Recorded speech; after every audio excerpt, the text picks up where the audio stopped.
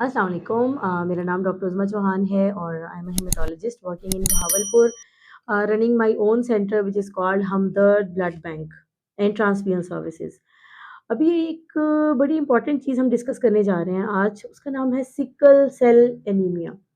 अच्छा, सिकल किसको बोलते हैं? जैसे पहले या दूसरे दिन का चाँद होता है या दरांती जिससे घास काटते हैं हम, तो इस तरह की जो शेप होती है, रेड सेल जब पहले दिन के चाँद की तरह या दरांती जिसे घास काटते हैं, उस तरह की शेप जब अटेन कर लेता है, सिकल शेप, तो उसको बोलते हैं सिकल सेल एनीमिया कि लाल खून का जो खुलिया है, उसने अपनी शेप चेंज कर ली है।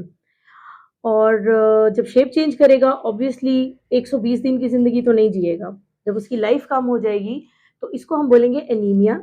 This is one of haemolytic anaemia, जिसमें रेड सेल अपना 120 दिन पूरा करने से पहले ही लाइज़ हो जाएगा।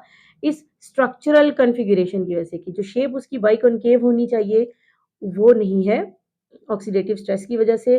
और बेसिकली होता क्या है कि रेड सेल का जो स्ट्रक्चर है, उसमें अमाइनो एसिड चेंज हो जाता है।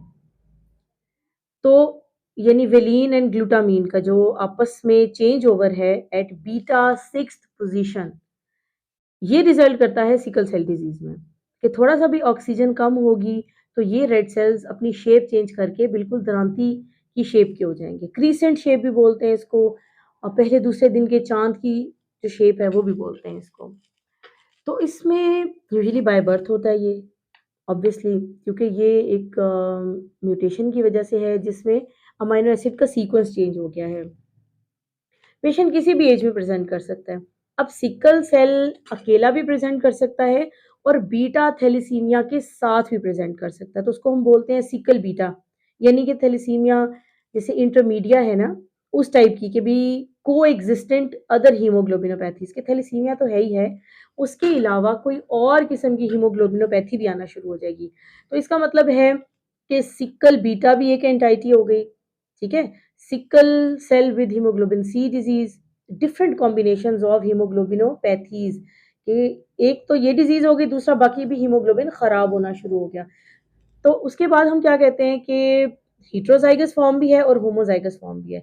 अब जितना ज़्यादा जीन्स अफेक्टेड होंगे, उतना सीवियरिटी बढ़ती चली जाएगी डिजीज़ की।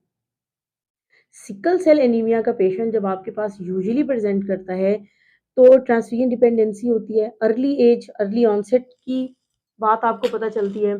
जब आप मॉर्फ़ोलॉजी और सीबीसी करेंगे आप, आपको एचबी कम मिलेगा। मॉर्फ़ोलॉजी करेंगे, तो हो सकता है कि आपको उधर ही सिकल सेल्स नज़र आ जाएँ, तो आपको सस्पिशन आ जाएगा।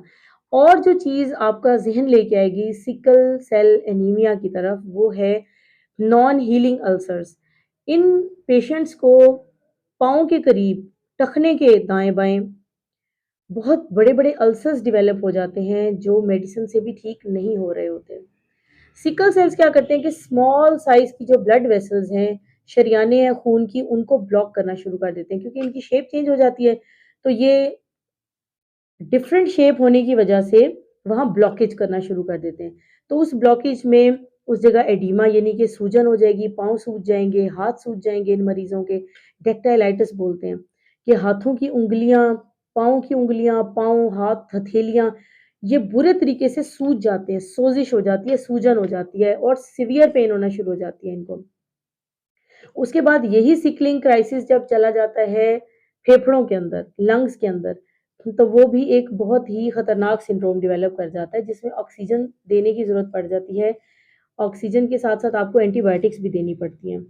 कुछ कंडीशंस में जब बहुत सीवियर हालत होना शुरू हो जाए, तो एक्सचेंज ट्रांसफ्यूजन पे भी जाना पड़ता है आपको, कि सिकल वाले सेल्स ब्लड जो है उसको आप रिप्लेस करेंगे with that of normal red cell. तो एक एक्सचेंज जो करना है आपको, परसेंटेज ऑफ सिकल नीचे लेके आना है ना, जो हीमोग्लोबिन एस आ रही है, सिकल से एस हम बोलते हैं, हीमोग्लोबिन एस जो है उसकी कंसंट्रेशन को आपको कम करना पड़ता है, इन सारे प्रॉब्लम्स को ठीक करने के लिए। ब्लड ट्रांसफ्यूजन्स होएगी इनको, और सबसे इम्पोर्टेंट चीज़ ये है कि गर्मियों में आप इन्हें कहेंगे कि आपने पानी ज़्यादा से ज़्यादा पीना है, ताकि ब्लड मज़ीद गाढ़ा ना हो जाए। गाढ़ा ब्लड जो है, वो इसको और एग्रवेट करता है, और एग्रवेट करता है इस कंडीशन को। इन्फेक्शन से बचाना है इनको, कि सर्दी, गर्मी, मौसम चेंज हो रहा है, तो इनका गला नहीं खराब होना चाहिए, इनको पेट खराब नहीं होना चाहिए और यूरिन में कोई इन्फेक्शन नहीं होना चाहिए। हर जगह के इन्फेक्शन से बचाना है आपको सिकल सेल एनीमिया के पेशेंट को। और बहुत सारी ट्रीटमेंट मोडालिटीज़ हैं, जैसे भी मैंने एक तो एक्सचेंज ट्रांसफ्यूजन बता दिया आपको। उसके अलावा कुछ लोग हाइड्रिया भी देते हैं कैप्सूल, जिस तरह हम थैलेसीमिया में दे रहे होते हैं। तो डिफरेंट टाइप ऑफ ट्रीटमेंट है इनको ठीक करने के लिए, लेकिन जो बेसिक नीड है that is the blood transfusion. तो सिकल सेल एनीमिया को मज़ीद अगर आप देखना चाहें, you can search on Google, आप इसके इमेजेस देख सकते हैं और डिफरेंट क्या ऑप्शंस हैं और किस तरीके से मरीज़ प्रेज़ेंट करता है, तो मज़ीद क्लियर हो जाएँगी चीज़ें। Thank you so much. अल्लाह हाफ़िज़।